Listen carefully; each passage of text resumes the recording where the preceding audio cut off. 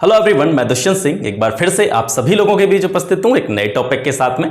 Polity की आज की क्लास में हम बात करने वाले हैं संसद की कार्यवाही के प्रमुख साधनों के विषय में कि जब संसद की कार्यवाही प्रारंभ की जाती है या सदन की कार्यवाही शुरू की जाती है तो कौन कौन से ऐसे टर्म्स हैं, कौन कौन से ऐसे पद हैं जिनके बारे में आपको अवेयर होना अत्यंत आवश्यक है। यानी आज के इस क्लास में हम बात करने वाले हैं कि प्रश्नकाल क्या होता है, शून्यकाल क्या होता है, प्रस्ताव किसे कहते हैं, औचित्य प्रश्न क्या होते हैं, आधे घंटे की बहस क्या होती है, अल्पकालिक चर्चा किसे कहते हैं, विशेष उल्लेख क्या है, संकल्प क्या है, युवा संसद क्या होती है। इन सभी टर्म्स के बारे में आज हम इस क्लास में डिटेल्ड एनालिसिस चर्चा करने वाले हैं। तो बने रहिए मेरे साथ और वन बाय वन इन सभी टर्म्स के बारे में जानते हैं कि संसद की कार्यवाही में कौन कौन से प्रमुख टर्म्स यूज किए जाते हैं। उन सभी के बारे में हम विस्तृत रूप से इस क्लास में जानने का प्रयास करेंगे। तो चलिए सबसे पहले बात करते हैं प्रश्नकाल के विषय में कि प्रश्नकाल क्या होता है। प्रश्नकाल जैसे ही संसद की कार्यवाही प्रारंभ की जाती है या सदन की कार्यवाही प्रारंभ की जाती है तो उस कार्यवाही का प्रारंभिक 1 घंटा जो होता है या शुरुआती 1 घंटा जो होता है वो प्रश्नकाल के रूप में जाना जाता है। ठीक है, उसमें प्रश्न किए जाते हैं। अब प्रश्न ये उठता है कि प्रश्न कौन कौन से प्रश्न किए जाते हैं। ठीक है, 1 घंटा शुरुआती 1 घंटा जो सदन की कार्यवाही का है वो प्रश्नकाल के रूप में समझते हैं हम उसको। अब उस प्रश्नकाल में कौन कौन से टाइप के प्रश्न पूछे जाते हैं तो वो 3 टाइप के प्रश्न होते हैं। वो कौन कौन से प्रश्न होते हैं? तारांकित प्रश्न, अतारांकित प्रश्न और अल्प सूचना वाले प्रश्न। ठीक है, ये 3 तरीके के प्रश्न प्रश्नकाल में किए जाते हैं। अब तारांकित प्रश्न क्या होते हैं, अतारांकित प्रश्न क्या होते हैं या अल्प सूचना वाले प्रश्न क्या होते हैं, इनके बारे में थोड़ा जानते हैं। तारांकित प्रश्न वे प्रश्न होते हैं जिनका उत्तर वर्बली दिया जाता है, मौखिक रूप से दिया जाता है। ठीक है, और जब इनका उत्तर दे दिया जाता है यानी कोई भी सदन का सदस्य या कैंडिडेट इन प्रश्नों को करता है, दूसरे पक्ष से प्रश्न पूछता है तो उनका उत्तर वर्बली देते हैं, मौखिक रूप से देते हैं। और उत्तर देने के बाद में सामने वाला जो सदस्य है वो क्या कर सकता है? पूरक प्रश्न कर सकता है, कंप्लीमेंट्री क्वेश्चन कर सकता है। अगर वो उस उत्तर से संतुष्ट नहीं है तो वो अन्य प्रश्न भी पूछ सकता है। इन्हें हम पूरक प्रश्न कहते हैं। ठीक है, तो तारांकित प्रश्न कौन से होते हैं? जिनका उत्तर मौखिक रूप से दिया जाता है और इनके बाद में पूरक प्रश्न भी पूछे जाते हैं। अब तारांकित प्रश्नों की जो सूची होती है, ठीक है, जिस सूची में तारांकित प्रश्न लिखे हुए होते हैं या लिखकर लाए जाते हैं उस प्रश्नों की सूची का रंग कैसा होता है? हरा। तारांकित प्रश्न हो गए, अतारांकित या अल्प सूचना वाले प्रश्नों की सूची के रंग जो होते हैं वो अलग अलग होते हैं और कभी कभी प्रश्न यहां से भी बन जाता है। तो तारांकित प्रश्नों की सूची का रंग हरा होता है, अतारांकित प्रश्नों की सूची का रंग सफेद होता है और वहीं अल्प सूचना वाले प्रश्नों की सूची का रंग कैसा होता है? हल्का पिंक यानी हल्का गुलाबी कलर होता है। तो तारांकित प्रश्न आपकी समझ में आए। अब अतारांकित प्रश्नों के विषय में बात करते हैं। अतारांकित प्रश्न वे प्रश्न होते हैं जिनका उत्तर मौखिक रूप से नहीं दिया जाता है, इनका उत्तर रिटन में दिया जाता है, लिखित रूप में इसका उत्तर दिया जाता है। और जब अतारांकित प्रश्नों का उत्तर लिखित रूप से दे दिया जाता है तो इसके बाद में कोई भी कंप्लीमेंट्री क्वेश्चन नहीं पूछा जाता है, पूरक प्रश्न नहीं पूछा जाता है और इनकी सूची का रंग कैसा होता है? सफेद होता है। ठीक है, आई होप आपकी समझ में आ रहा होगा। अब अल्प सूचना वाले प्रश्न कौन से होते हैं? अल्प सूचना वाले प्रश्न वे प्रश्न हैं जिन्हें डायरेक्टली नहीं पूछा जाता है बल्कि इन्हें पूछने से पहले 10 दिन पूर्व नोटिस दे दिया जाता है। ठीक है, अल्प सूचना वाले प्रश्न कौन से प्रश्न हैं? जिन्हें पूछने से पहले 10 दिन पूर्व ही इन प्रश्नों के संबंध में नोटिस दे दिया जाता है और इनका उत्तर भी मौखिक रूप से दिया जाता है। ठीक है, इनको हम डायरेक्टली नहीं पूछ सकते हैं, ये सदन में डायरेक्टली नहीं पूछे जाते हैं। इन्हें पूछे जाने से 10 दिन पहले नोटिस दे दिया जाता है, पूर्व नोटिस दिया जाता है, उसके बाद में ये प्रश्न किए जाते हैं और इनका उत्तर रिटन नहीं बल्कि मौखिक रूप से दिया जाता है। इन प्रश्नों की सूची का रंग कैसा होता है? हल्का गुलाबी होता है। ठीक है, तो ये प्रश्नकाल आपकी समझ में आया होगा। प्रश्नकाल हो गया और प्रश्नों के प्रकार हो गए। अब अपने नेक्स्ट टर्म की ओर बढ़ते हैं। अगला है शून्यकाल। शून्यकाल क्या होता है?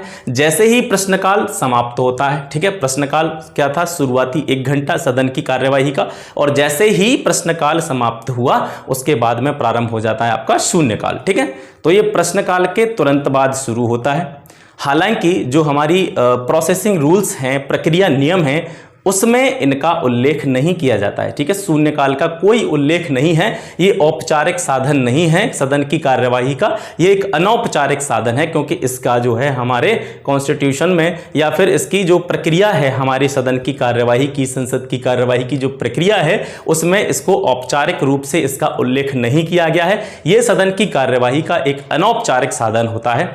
ठीक है, और इसमें सदस्य यानी शून्यकाल जो प्रश्नकाल के बाद प्रारंभ होता है, इसमें सदन के सदस्य बिना किसी पहले की इंफॉर्मेशन के, बिना किसी पूर्व सूचना के किसी भी मुद्दे को उठा सकते हैं, किसी भी मामले से जुड़े हुए प्रश्नों को पूछ सकते हैं। ठीक है, अब इससे संबंधित एक बहुत महत्वपूर्ण प्रश्न पूछा जाता है कि जो शून्यकाल है, शून्यकाल है संसदीय व्यवस्था में या संसदीय प्रक्रिया में इसकी उत्पत्ति कहां से होती है? शून्यकाल की उत्पत्ति संसदीय व्यवस्था में कहां से हुई?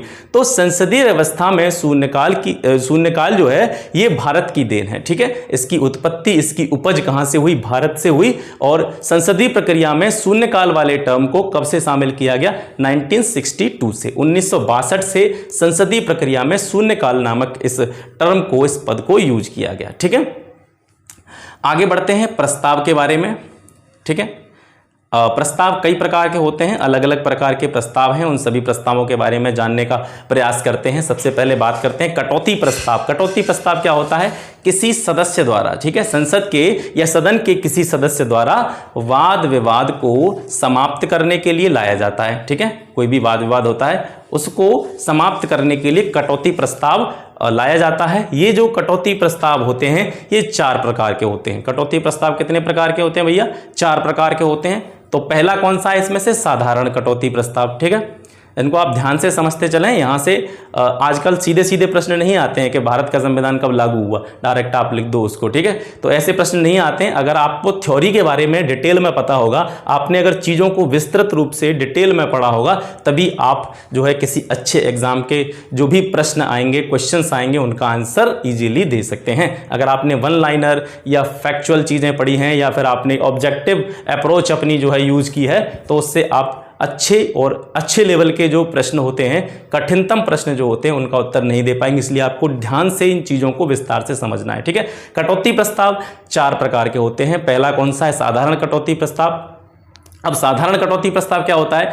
जिस मामले पर पर्याप्त चर्चा हो चुकी होती है, कोई भी ऐसा मामला जिस पर डिटेल में चर्चा की जा चुकी है, उस पर किसी सदस्य की ओर से यह प्रस्ताव लाया जाता है। ठीक है, जैसा कोई मैटर होता है, ऐसा कोई मामला जिस पर पहले से ही सदन में चर्चा की जा चुकी है, उसी सदन पर किसी सदस्य की ओर से, सदन के किसी सदस्य की ओर से यह साधारण कटौती प्रस्ताव लाया जाता है और उसके बाद में इसे मतदान के लिए रखा जाता है। दूसरा है घटकों में कटौती। ये क्या होता है? वाद विवाद में इस भाग पर पूर्ण रूप में चर्चा की जाती है और संपूर्ण भाग को मतदान के लिए रखा जाता है। तीसरी होती है कंगारू कटौती।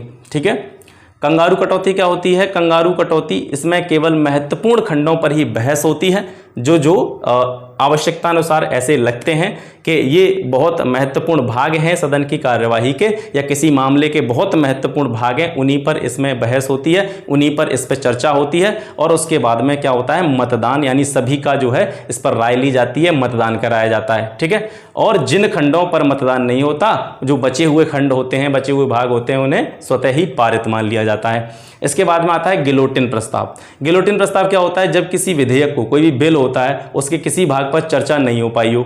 ठीक है, कोई भी बिल सदन में लाया गया, संसद में लाया गया और उस पर क्या नहीं हो पाई? कोई भी बहस नहीं हो पाई, कोई भी चर्चा नहीं हो पाई, तो उस बिल पर मतदान करने से पहले, ठीक है, कोई भी विधेयक है, कोई भी बिल है, उस पर चर्चा नहीं हुई है और चर्चा न होने के बाद में उस पर जो ऐसे चर्चा के बाद में जो मतदान उस पर होना था, उस बिल के संबंध में जो भी राय ली जानी थी सभी लोगों की, तो चर्चा पहले नहीं हो पाई, तो उस बिल पर मतदान से पहले चर्चा कराने के लिए इस प्रकार का प्रस्ताव लाया जाता है। ठीक है, फिर दोबारा से समझने की कोशिश कीजिए। गिलोटिन प्रस्ताव क्या होता है?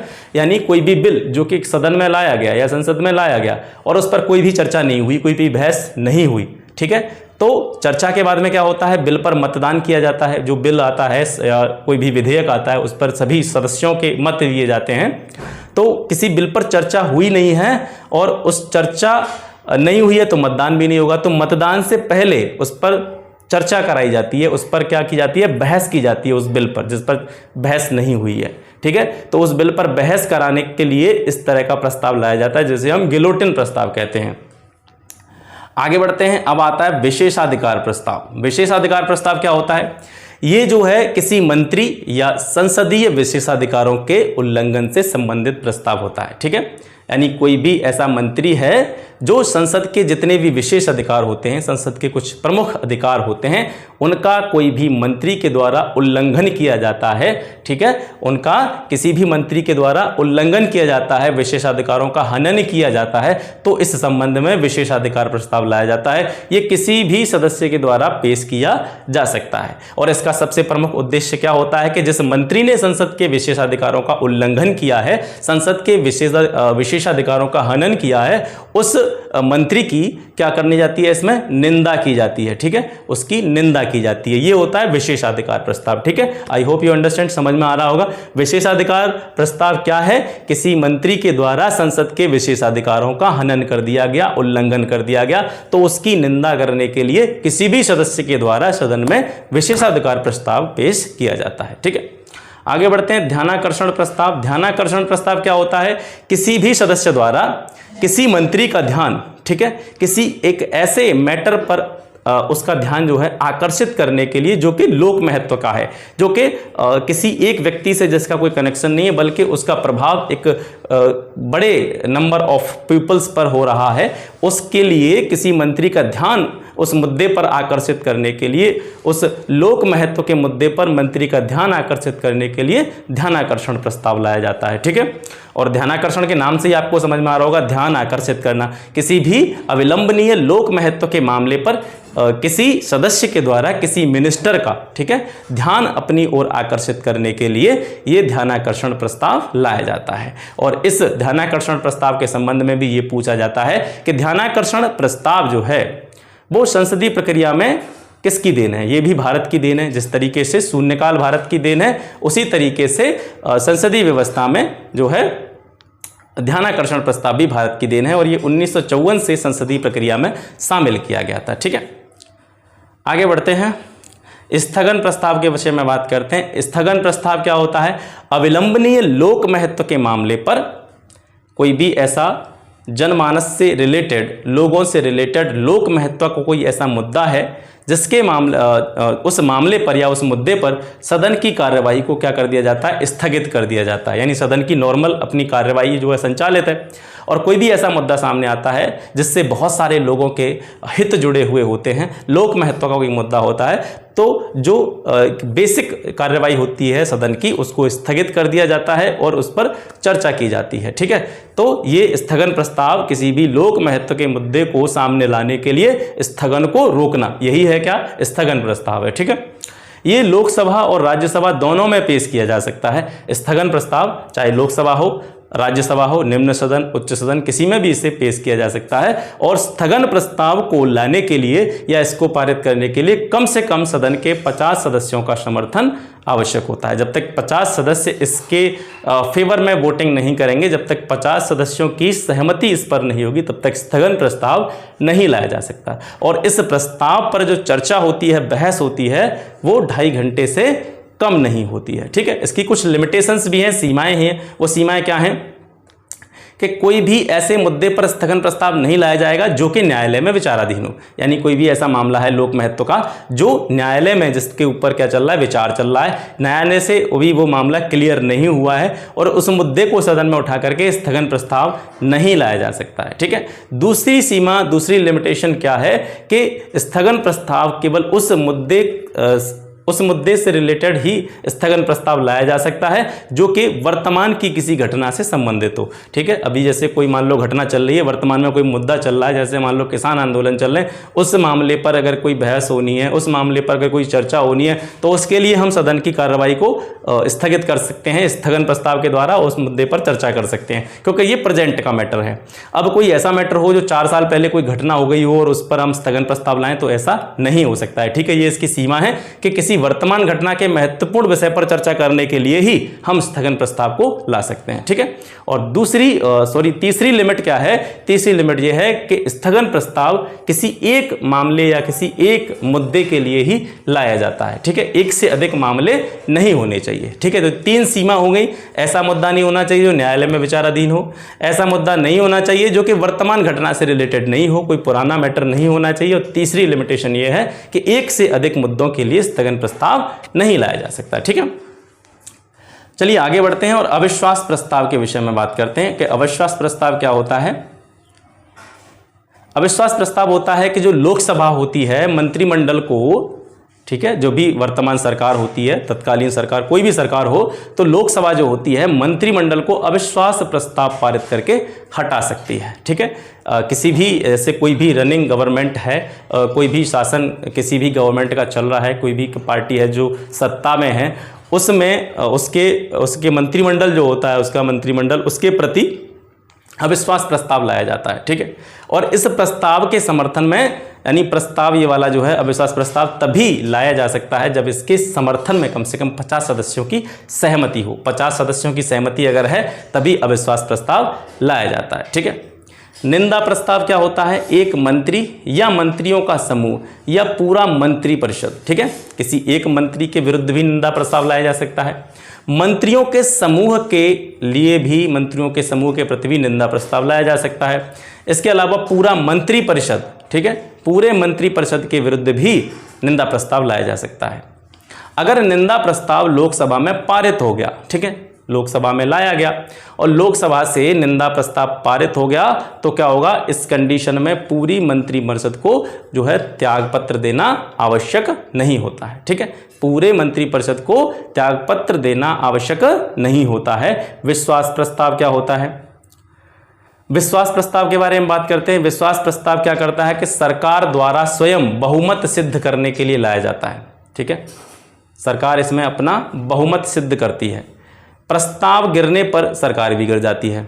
ठीक है, ऐसे विश्वास प्रस्ताव लाया गया तो इसमें क्या करेगी? जो वर्तमान सरकार होगी वो अपना सदन में बहुमत सिद्ध करने का प्रयास करेगी। किसी भी कारणवश उस पार्टी से रिलेटेड या उस सत्ता दल से रिलेटेड जो जितने भी सदस्य हैं उसके फेवर में वोटिंग नहीं करते हैं, विश्वास प्रस्ताव के फेवर में वोटिंग नहीं करते हैं, उसके अपोजिट में वोटिंग कर देते हैं और विश्वास प्रस्ताव पारित नहीं हो पाता है, तो प्रस्ताव गिरा हुआ माना जाता है और इससे जो मौजूदा सरकार होती है वो भी क्या होती है? गिर जाती है। ठीक है, उसको भी त्यागपत्र देना पड़ता है। अब इसके बाद में बात करते हैं धन्यवाद प्रस्ताव के ऊपर। धन्यवाद प्रस्ताव क्या होता है? प्रत्येक आम चुनाव के पहले सत्र एवं वित्तीय वर्ष के पहले सत्र में पूर्ववर्ती एवं आगामी वर्ष में सरकार की नीतियों एवं योजनाओं के संबंध में राष्ट्रपति का संबोधन धन्यवाद प्रस्ताव कहलाता है। ठीक है, कोई भी चुनाव हुआ और उस चुनाव के बाद में जो पहला सत्र होगा सदन का, ठीक है, पहला सत्र या फिर कोई भी फाइनेंशियल ईयर है या वित्तीय वर्ष है उसका पहला सत्र, तो उस पहले सत्र के पूर्ववर्ती वर्ष में और आगामी वर्ष में सरकार की जितनी भी नीतियां होती हैं, सरकार की जितनी भी योजना होती हैं, उनके संबंध में राष्ट्रपति का एक अभिभाषण होता है, राष्ट्रपति का एक संबोधन होता है और इसे ही धन्यवाद प्रस्ताव के रूप में जाना जाता है। इस पर दोनों सदनों में क्या होती है? चर्चा होती है। ठीक है, धन्यवाद प्रस्ताव पर दोनों सदनों में चर्चा होती है। इसके बाद में आता है विलंबकारी प्रस्ताव। विलंबकारी प्रस्ताव क्या होता है? यह किसी विधेयक, ठीक है, कोई भी बिल, कोई भी प्रस्ताव या कोई भी संकल्प, कोई विधेयक, प्रस्ताव, संकल्प पर जो बहस जारी रहती है अथवा चर्चा होती है उसको रोकने का प्रस्ताव जो होता है वो क्या होता है? विलंबकारी प्रस्ताव होता है। यानी कोई भी विधेयक हो गया, कोई भी प्रस्ताव हो गया, कोई भी संकल्प हो गया जिस पर चर्चा चल रही है सदन में, ठीक है, बहस जारी है, उसको रोकने के लिए जो स्थगन प्रस्ताव होता है उसे ही हम विलंबकारी प्रस्ताव के रूप में जानते हैं। अब आधे घंटे की बहस क्या होती है कि कोई भी ऐसा पर्याप्त लोक महत्व का मामला है। ठीक है, इसमें ध्यान देने की योग्य बात यह है कि यहाँ पर लोक महत्व के मुद्दे एक से अधिक हो सकते हैं। आधे घंटे की बहस में लोक महत्व के मामले एक से अधिक भी हो सकते हैं, तो पर्याप्त लोक महत्व के मामलों पर इसमें चर्चा की जाती है और अध्यक्ष के द्वारा, जो कि सदन का अध्यक्ष होता है, उस अध्यक्ष के द्वारा इसके लिए सप्ताह में 3 दिन निर्धारित किए जाते हैं, यानी एक सप्ताह में 3 दिन ही आधे घंटे की बहस होगी। और इस आधे घंटे की बहस में लोक महत्व के जनमानस से रिलेटेड, ठीक है, जो कि एक बड़े नंबर ऑफ पीपल को इफेक्ट करने वाले मुद्दे जो होते हैं उन पर ही जो है आधे घंटे की बहस की जाती है, सदन में चर्चा की जाती है। ठीक है, अल्पकालिक चर्चा देखते हैं। अल्पकालिक चर्चा क्या होती है? अल्पकालिक चर्चा में संसद के सदस्यों के द्वारा सार्वजनिक महत्व के मामले पर बहस की जाती है। ठीक है, ऐसा मामला जो सभी लोगों से जुड़ा हुआ हो वो सार्वजनिक महत्व का मामला हो गया। तो संसद के सदस्यों के द्वारा सार्वजनिक महत्व के मामले पर सदन में बहस की जाती है। इसे हम 2 घंटे की चर्चा के नाम से भी जानते हैं। ठीक है, इसे हम क्या कहते हैं? अल्पकालिक चर्चा को 2 घंटे की चर्चा के नाम से भी जानते हैं। और इसके लिए भी अध्यक्ष के द्वारा सप्ताह में 3 दिन निर्धारित किए जाते हैं। ठीक है, विशेष उल्लेख क्या होता है? विशेष उल्लेख के बारे में बात कर लेते हैं। ऐसा मामला जो कि औचित्य प्रश्न के अंतर्गत नहीं आता, उसे प्रश्नकाल के दौरान नहीं उठाया जाता। ठीक है, ऐसा कोई मामला आता है जो कि औचित्य प्रश्न में नहीं काउंट होगा, या फिर जैसे हम प्रश्नकाल के समय में नहीं उठा सकते हैं, तो जब प्रश्नकाल में सामान्यतः जो जनरल क्वेश्चन होते हैं वो लिए जाते हैं।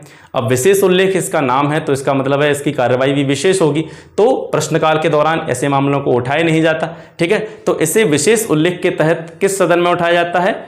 संसद के जो उच्च सदन होता है राज्यसभा, उसमें इसे उठाया जाता है। ठीक है, और इसे लोकसभा के नियम 377 के अधीन नोटिस कहा जाता है। ठीक है, इसको क्या कहा जाता है? लोकसभा के नियम 377 के तहत इसको नोटिस की संज्ञा दी जाती है। ठीक है, विशेष उल्लेख में ऐसे मामले होते हैं जिन्हें हम प्रश्नकाल के दौरान नहीं उठा सकते, उन्हें विशेष उल्लेख के तहत राज्यसभा में उठाया जाता है। संकल्प।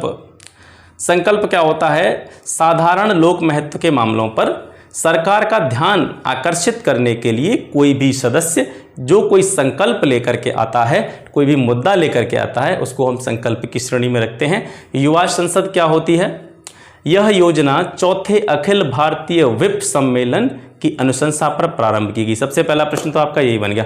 युवा संसद जो है, ये वाली योजना है, वो कब प्रारंभ की गई थी? 4थे अखिल भारतीय विप सम्मेलन के सजेशन पर, उसकी अनुशंसा पर इस युवा संसद को प्रारंभ किया गया था। इसका उद्देश्य क्या है? इसका उद्देश्य है जो युवा पीढ़ी है हमारे देश की, उस युवा पीढ़ी को संसद की कार्यवाही क्या होती है, किस तरीके से होती है, इन सभी चीज़ों से उनको जो है फेमिलियर कराना, अवगत कराना। ठीक है, उनके बारे में जो सदन की कार्रवाई है, संसद की कार्रवाई है, उसके बारे में उनको बताना, उससे संबंधित होती है। और इसके अलावा इसका उद्देश्य ये भी है कि जो छात्र समुदाय है, ठीक है, जो छात्र समुदाय होता है उसमें लोकतंत्र जो हमारा है, डेमोक्रेसी जो हमारी है, उस लोकतंत्र के आधारभूत जो गुण होते हैं, मूल्य होते हैं, उनको समझाने का कार्य भी युवा संसद के द्वारा किया जाता है। ठीक है, तो ये हो गया आज का सेशन, और इसमें हमने कुछ अलग अलग टॉपिक्स पर चर्चा की, और आशा करता हूँ ये क्लास आपको पसंद आई होगी और आपको इससे काफ़ी फ़ायदा भी मिला होगा। और चाहें तो आप, जैसे मैंने इसको पढ़ाया है, तो आप इसके स्क्रीनशॉट भी आपने, आई होप आपने स्क्रीनशॉट भी इसका लिया होगा, क्योंकि ये काफ़ी डिटेल में बनाए हैं मैंने, और ये आपके लिए काफ़ी फ़ायदेमंद साबित हो सकते हैं। और ऐसे ही अन्य वीडियोज़ मैं आपके लिए लाता रहूँगा, और आशा करता हूँ ये वाली क्लास आपको पसंद आई होगी। तो फिर मिलते हैं आपसे नेक्स्ट वीडियो में, तब तक के लिए नमस्कार, जय हिंद।